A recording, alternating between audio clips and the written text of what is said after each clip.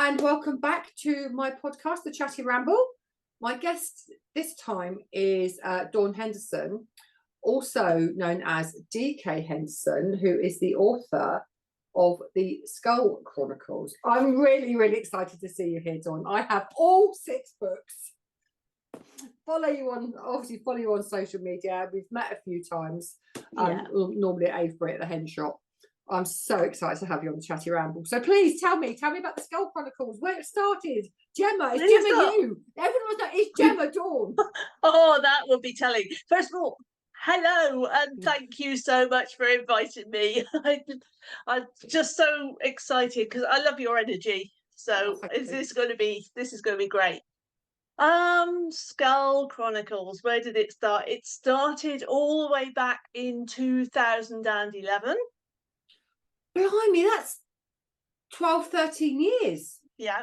It started a long time ago with a certain lady who you know, and I know that you're going to have on your podcast at some point, called Sue Coulson, who happens to be my birthday twin.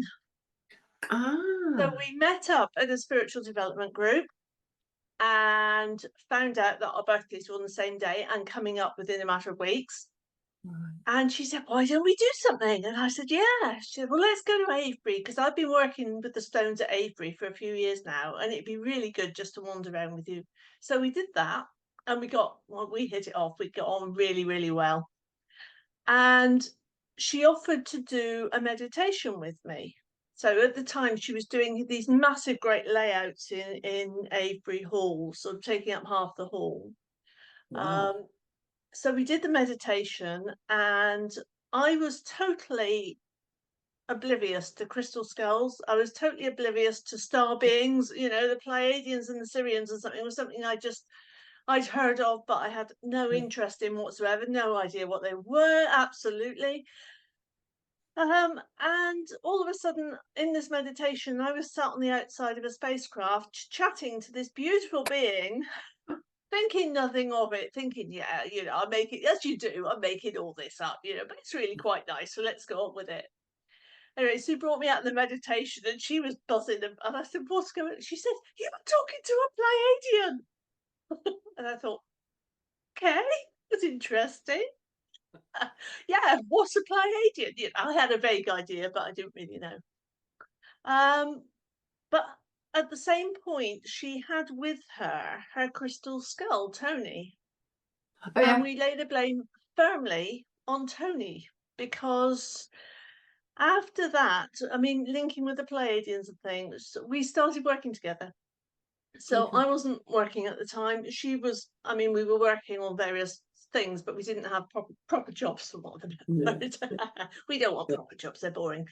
And so every Monday so every Monday afternoon for several months, probably a couple of years afterwards, we get together. And initially it started her leading me into meditations because she wanted to see, whether I could reconnect with Pleiadians or anybody else. Later it evolved that we would take each other off. And it was only very shortly afterwards that the crystal skulls suddenly appeared. And I'm thinking, okay, what's going on here? Don't want to know this, really. Don't like them, not interested.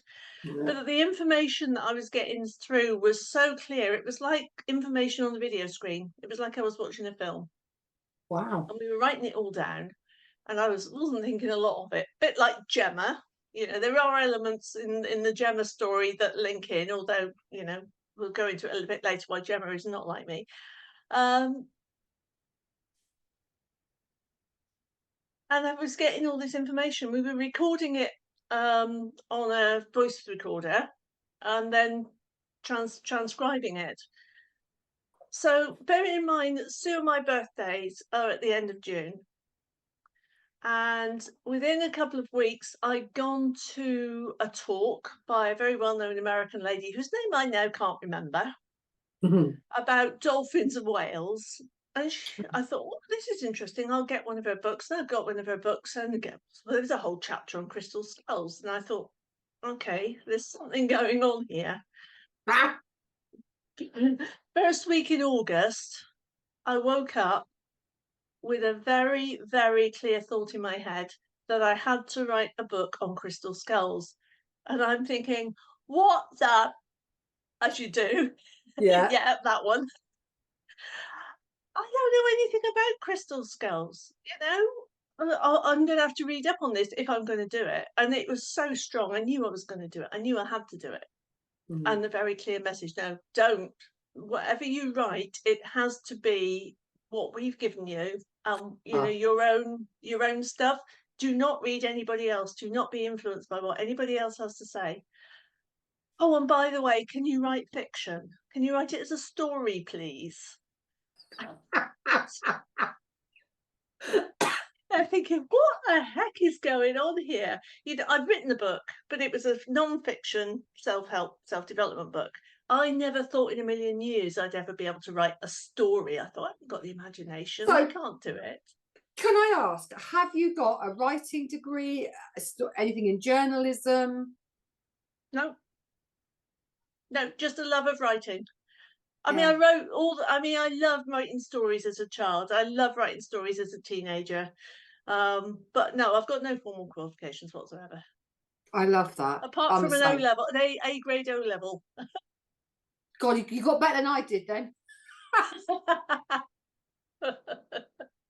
I find that so inspiring, because everybody's got a book in them, haven't they? At least one book. Absolutely. And people are put off because they can't spell, they can't write, grammatically it's incorrect, they can't do punctuation. But actually, none of that actually matters today, does it? Because you've got so much help out there with, you know, proof editors or AI or whatever. Actually, it's so much easier now to actually write your own story, isn't it? Anyway, sorry, I shall be quiet. I just wanted to interject and find out. No, I agree with you. There is a book in everybody. I think it's a bit like being a runner or a dancer. Some people are naturally very, very good at it, and some people aren't, but you can practice and get better. And as you say, there is so much out there now. You know, you could get somebody to edit it. Yes, it might cost you a lot of money, but I've edited books for dyslexic people. You know, because as for me, the key thing is the story there? Does the story flow? If the grammar's out and the sentences are out and the spelling's out, you can fix it. What you can't fix is that ability to tell a story. Yeah. And you can't fix the energy behind it. Absolutely. So that brings us neatly back to your instructions on writing books. Yes. Yes. So I got this, like I said, the beginning of August, it must have been, you know, write this book, make it fiction. And I thought, well, I was going to write another non-fiction book. So if I was going to write another book anyway, why not give it a go? I had some material, you know, it was like the bare bones. So I'd see an image, like I said, it was almost like it was playing on a video camera inside my head. So I had some of the story.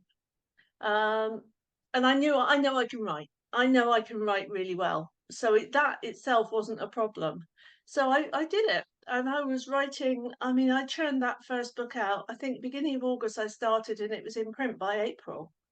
That was, which I didn't have anything else. I was writing absolutely full time at the time. Wow. That's a really quick turnaround. It is a very quick turnaround. It's a very quick turnaround because I indie published it. If I'd gone through a publisher, it would have been 2 years down the line, 18 months, 2 years later than that. I wasn't going to do that. I've been traditionally published. I've gone through a publisher for the first book I had. It was okay. Yeah. But I got to the point, I did a lot of research, and I thought, no, this needs to be self-published. There are so many reasons for it. One, the material in it, you know. Two, I don't necessarily write according to grammatical rules. I mean, it's readable and it's great and it works. But if a copy editor came in, they'd probably say, no, no, no. I wasn't prepared to have it turned around and altered to make it more commercial. And it didn't fit neatly in any one genre box, which is what traditional publishers like. And I didn't want to wait 2 years to get it to print. So with all those things taken into account, I decided I'd indie publish. So I did. I made a lot of mistakes. It cost me a considerable amount of money making those mistakes. I learnt an awful lot, and I certainly don't regret it, and I wouldn't have taken a different path if I could go back again. Wow. And I've done both, like you. I've indie published and I've got traditional publishing. And then both have their merits, don't they? Yeah, absolutely. But if you indie publish, you own everything, don't you? And there's nobody telling you what you can and can't do. And I think you and I are quite similar. It's like, but I want to have ultimate control of what happens to my story. You mean we're control freaks? Yeah.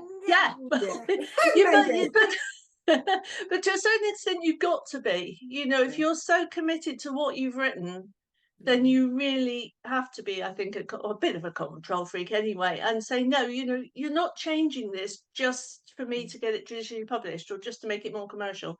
This is what I needed to write and wanted to write, and this is what I'm writing.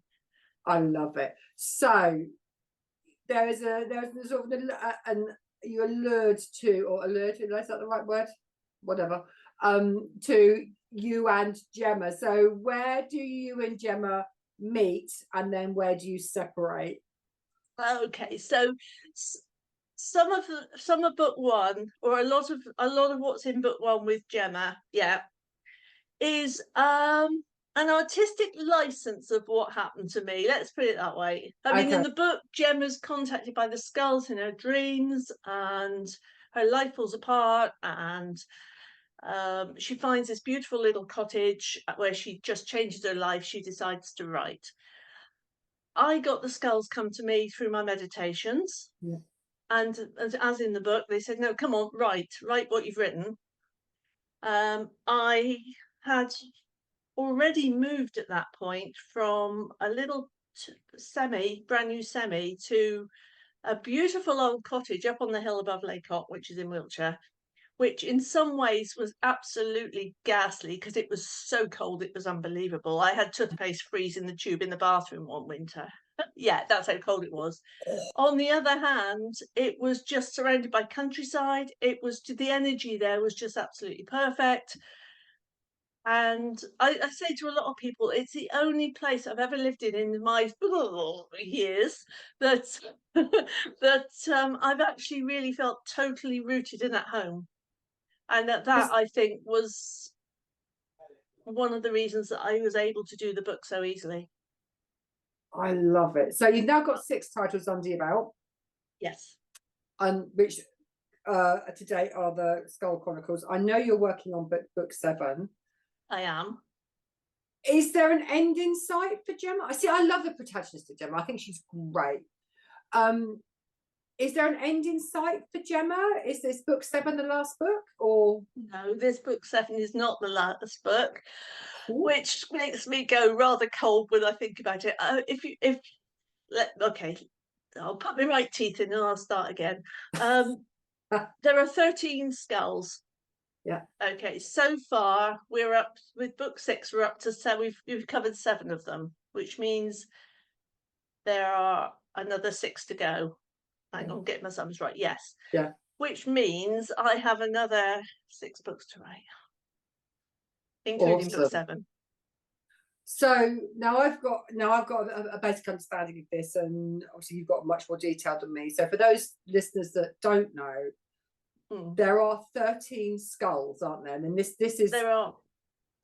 They're not just from Skull Chronicles. There are 13 skulls. Now, my understanding, they were, and this is in the Skull Chronicles, that they were formed in Atlantis by star beings. Is that, I'll use the word factual. Is that factual, or is that an artistic license for Dawn for writing the Skull Chronicles? Okay, 2 things. Firstly, they were created way before Atlantis. They were in Atlantis, but they were created well. If you remember, there's a lot of stories, or the first story in each book is pre-Atlantean. Then it moves to Atlantis, and then it moves to post-Atlantis. Right. Yeah. Yeah. So they were created a long time by star beings, but off-world. Okay. Right. Well, because it shivers just listening to you. Is it factual? I don't know. And I'm not prepared to say because I don't know. I wasn't there. All I can do is work from from the information that comes through to me. I know there are people who are probably a lot more psychic and tuned in than I am that say, yes, it is all true. It could well be. I know that I can't think who it is. There is one lady that writes books and she talks about 13 keys, which I've read. I think it might be Diana Cooper, but don't quote me on that. She talks about 13 keys, and to me, they're very related. That it ties in really well. 13 keys spread all over the planet. Is it true? Is it just allegorical? Is it just a way that the skulls are bringing knowledge of them to the people of Earth? I have no idea. I will put my hand up and say that it's up to each reader to make their own mind up on that. Yeah, and it's interesting, isn't it? Obviously, because you've woven the story of the 13 skulls into fiction. Yeah. But I think there's a lot of people that, you know, there's one person that I've come across who, and they believe they've actually got one of the original skulls. Yeah. I don't want to say yes or no on whether that's correct or incorrect because I don't know. But ultimately, my understanding is, and this is what I picked up from your books, is that the skulls have been hidden for safekeeping. Yes. And they will those skulls carry enormous knowledge.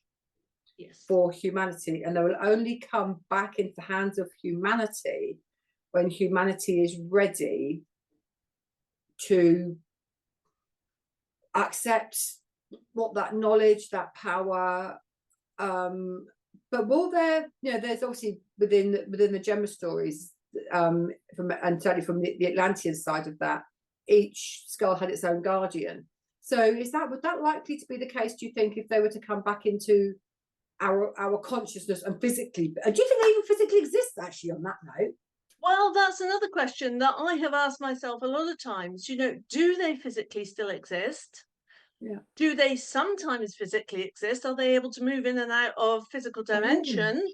You know, I've asked myself this question. I haven't got an answer, but something in me sort of feels that that's a possibility, that they are. I think they remain within the atmosphere of the Earth and on the planet, but whether they remain physically here or whether they shift in and out of physicality, I couldn't say. But the message that comes through really strongly, and I'm not going to say whether anybody's got an original skull or not, because I don't know. But the message that's come through to me time and time again in the books is that actually none of the skulls have come to light yet. And that's, you know, that's just working from the information I've been given. And that's sort of been my feeling, but I don't know. I've not touched this skull. I don't know. I've just heard about it. So again, I don't know. And I've got a small collection of skulls, and I'm sure you've got many more than me. It's really interesting, isn't it? So obviously, Gemma's on an adventure. She's discovering the skulls. Yes, and she gets herself into some mucky fuddles, doesn't she? And the rest of her team. Really does, yeah. I love it. And it's actually quite nail biting at times. Oh, thank you. I'm glad to hear that. It is. It's like, I think it was I can't remember if it was book 5 or book 6. It was like, well, how the hell are they going to get out of that one? It was really good. Good. So before we sort of leave the book bit behind, yeah. So I know you're redoing the covers for them. Yes. Is that for all 6 that you've done so far, or just for some of them? Book 6 is remaining as it is because when I had that one created, I asked the designers to. I told the designers I wanted the previous books in the series to be redone. So that one is slightly different to matching the ones that have come before. So the book 6 remains the same. It's books 1 to 5 that have been slightly tweaked. Is that book 6? So okay, yeah. So that's book 6. That's book 6. Yeah. So there is quite a difference between that, the feel of that, and the design of that compared to some of the others. I'm just sort of looking. Yeah, they are actually, aren't they? Yeah, because you've gone. Yeah, because that's book 3, and that's book 6. Yeah, excellent. So are you ready for a little bit of excitement? Oh, hang on.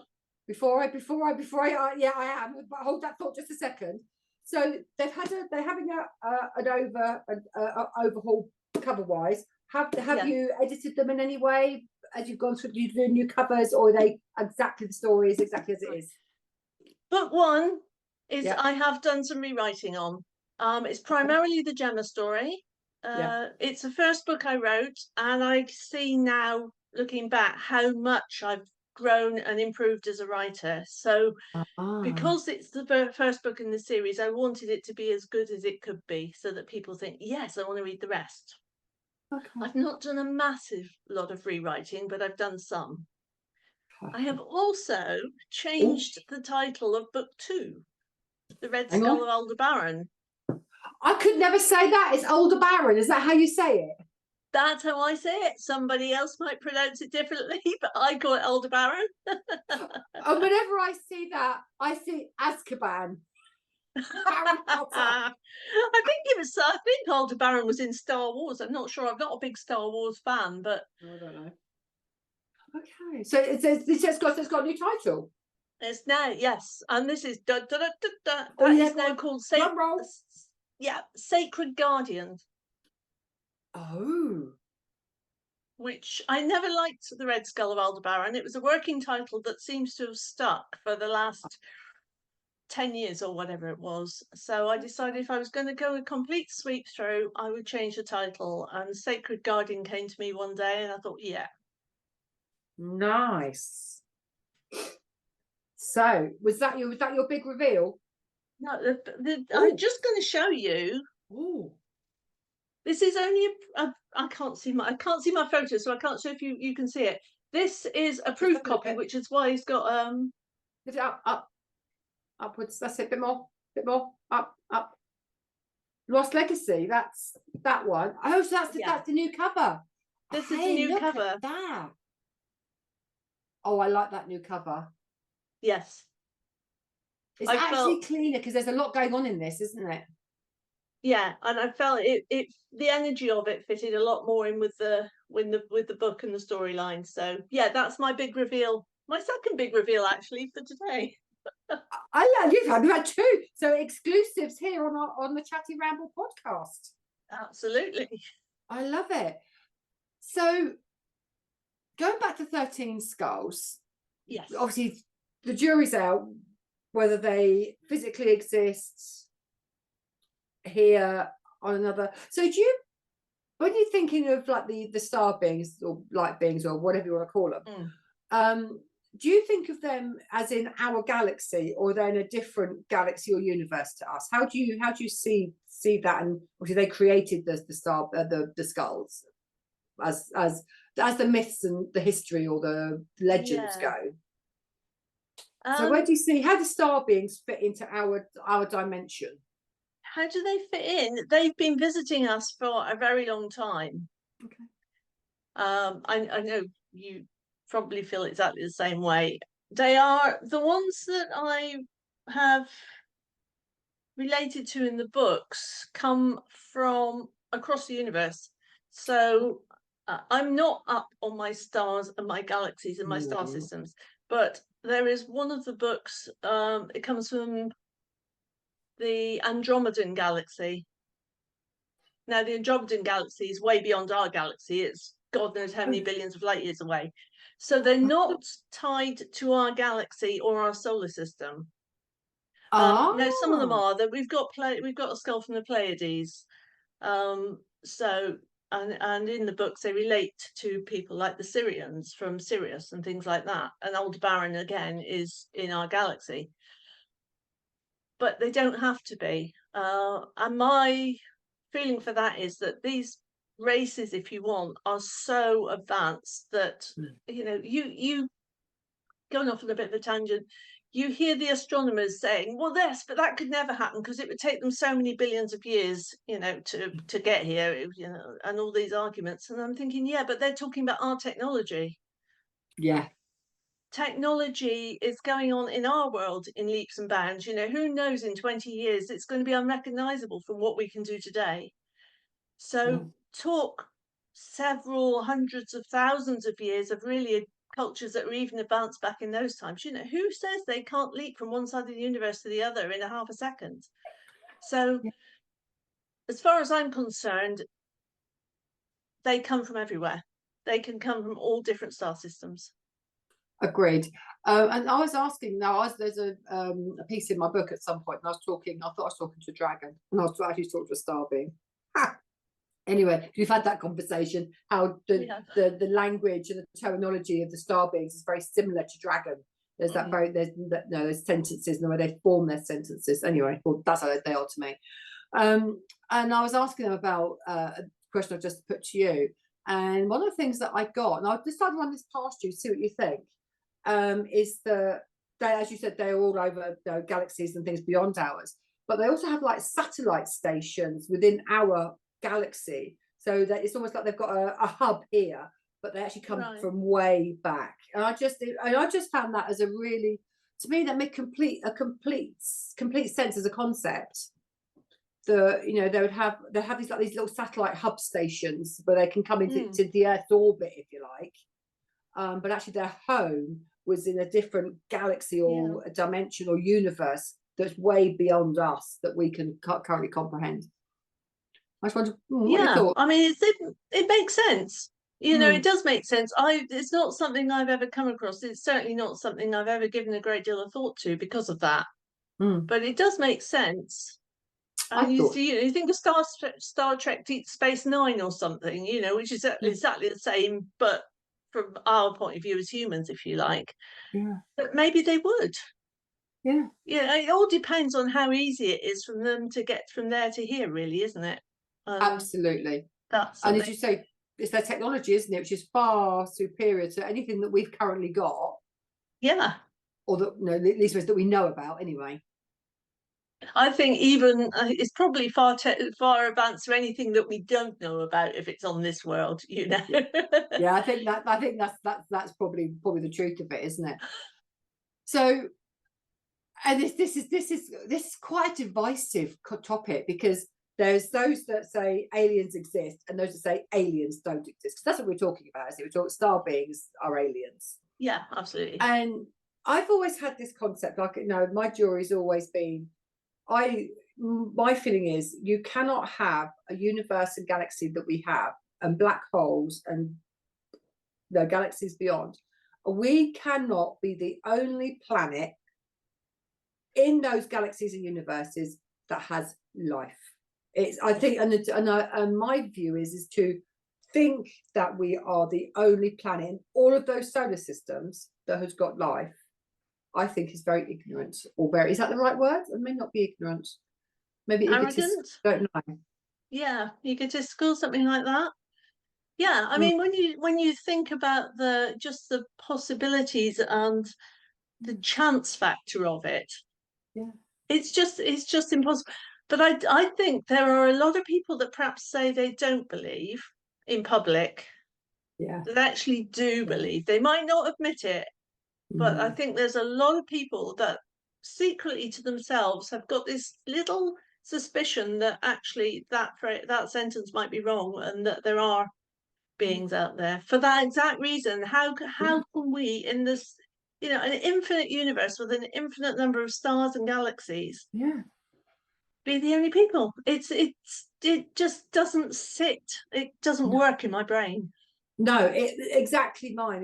It's just, no, we can't be. That's just got to be. No, yeah, it's just not. It's not, even from a mathematical probable point of view. Yeah, it's not likely, is it? No, I mean, it's almost impossible. I think so. You wait. We're gonna have the antis. We got the keyboard warriors act. Oh, you can't say that. Anyway, whatever. Yes, we can. We can. It's my podcast. I can say what I like. Absolutely. You stick with it, Caroline. Absolutely. So when's book 7 out? Because I know you've had quite a lot going on over the last year. Have you got a release date for book 7 yet? I haven't. I've got a hopeful release date. Okay, give us a clue. Well, hopefully October-ish this year. Excellent. Hopefully. That could all go. It's not likely to come forward, but it might push into the early next year. But I'm going to do everything in my power to get it out this year. Yeah.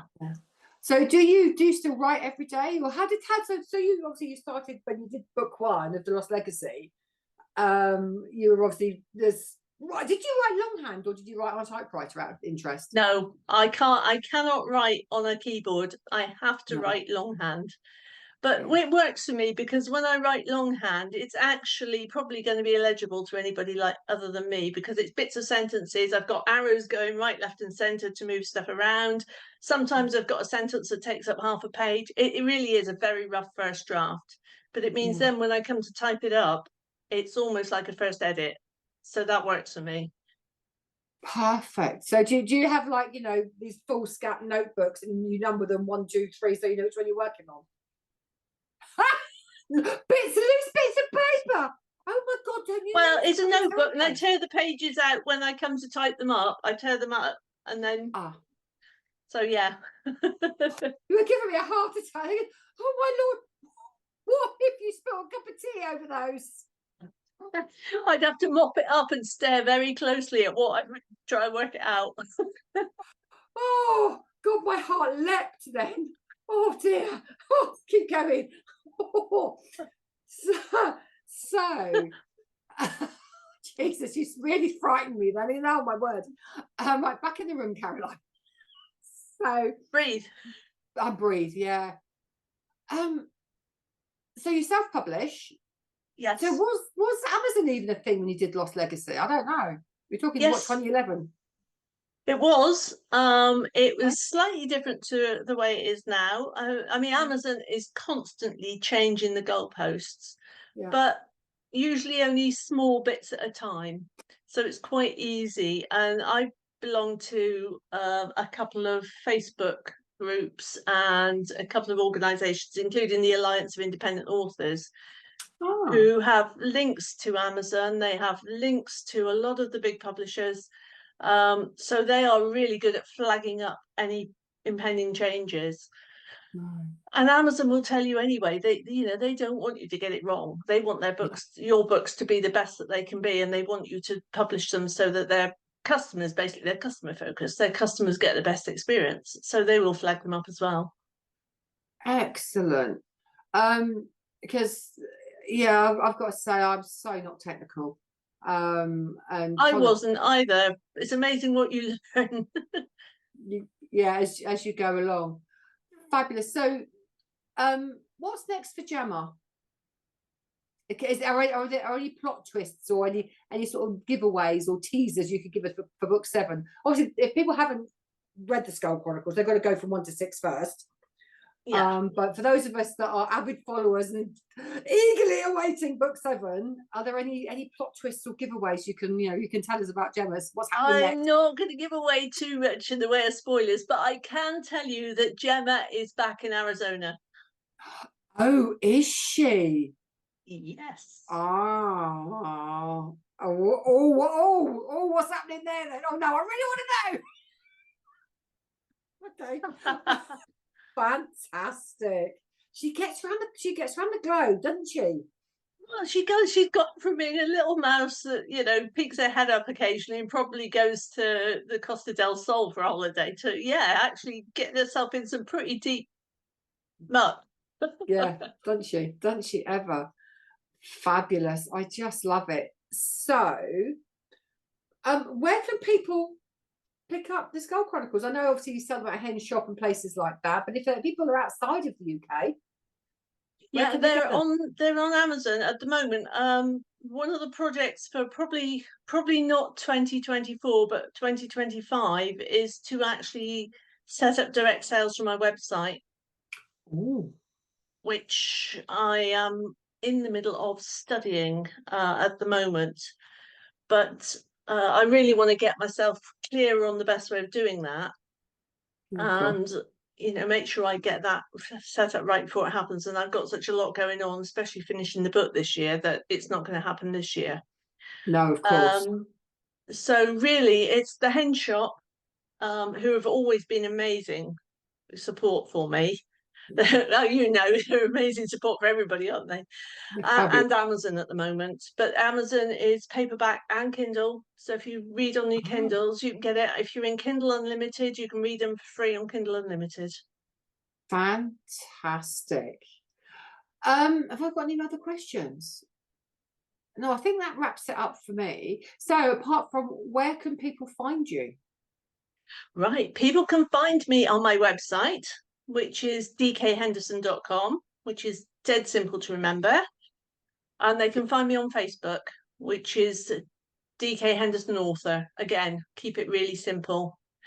Can I put in here that one of my projects that I'm currently underway is to actually create some how to self-publish on Amazon courses.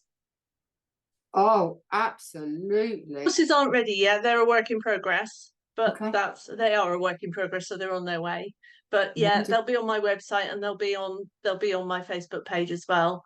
And if anybody is watching your podcast that is really into the Skull Chronicles, you know that recently I set up a group on my Facebook page for the Skull Chronicles community. So it is for people who love the Skull Chronicles, or are interested, or who want to find out a bit more.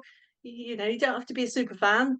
Come and join, and I'll share bits and pieces. Hopefully people will come in, group members, and share their thoughts, or just snippets of information, or just anything that they think is interesting. And that's a fairly new group. It's only been going less than a month, but hopefully people will find that interesting as well. Dawn, I love being in there actually, and it's I just love following what you do. I wish you all the luck in the world with what's coming up for you this year, and obviously getting book 7 completed. I really enjoyed chatting to you and actually hearing your story, because I hadn't heard it until now. Oh really? Oh, I knew they sort of appeared, but I didn't know how it all sort of knitted together. Yeah. So thank you so much for joining me on the Chatty Ramble, and I look forward to seeing you again soon. Yeah, well, thank you for inviting me. It's been a blast. Pleasure. And yes, I'll see you soon.